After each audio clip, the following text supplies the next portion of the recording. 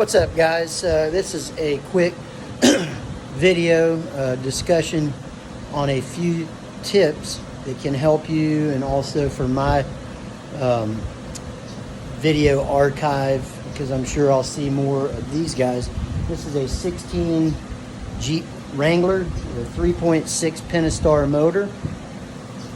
The engine locked up and we went with a Jasper replacement. Of course, you have to swap all the parts out.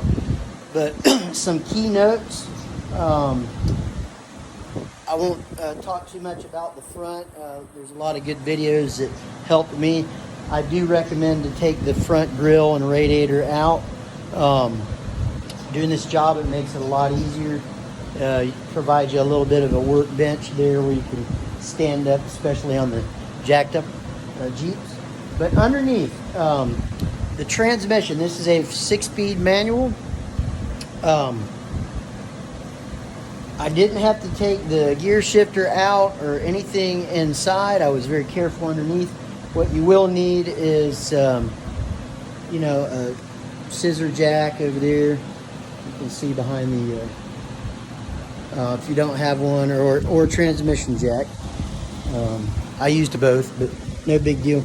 But as normal, you would unbolt the bell housing bolts. Move the transmission back, leave both pans, don't disconnect the transfer case or anything. I left the cable, everything was hooked up. I did disconnect the drive shafts from the front chunk and the back chunk. I left them hooked up to the drivetrain.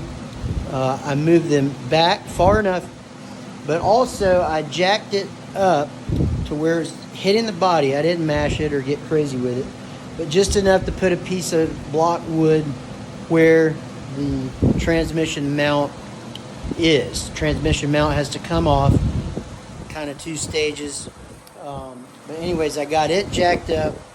All right, and the catalytic converters, I left them on, as well as the engine mounts when I removed the engine.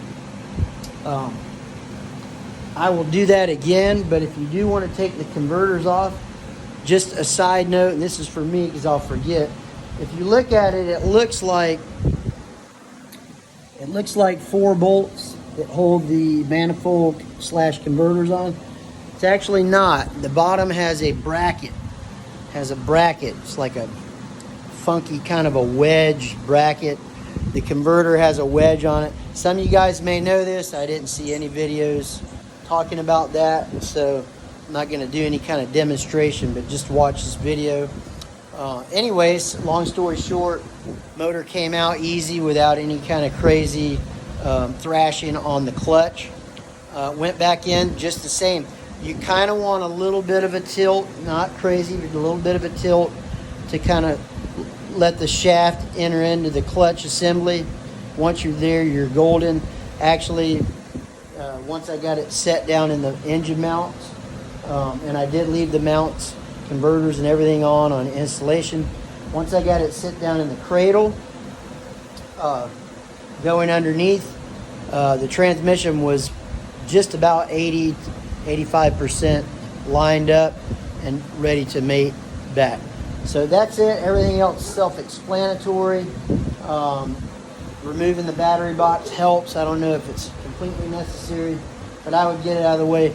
I did not disconnect the fuse box and all that like you see a lot of people do. I just set it aside. This one, however, has no AC. Came that way from the factory, so it was that much easier. Power steering disconnected, laid to the side. I still got a ways to go, but I'm almost done with the engine bay.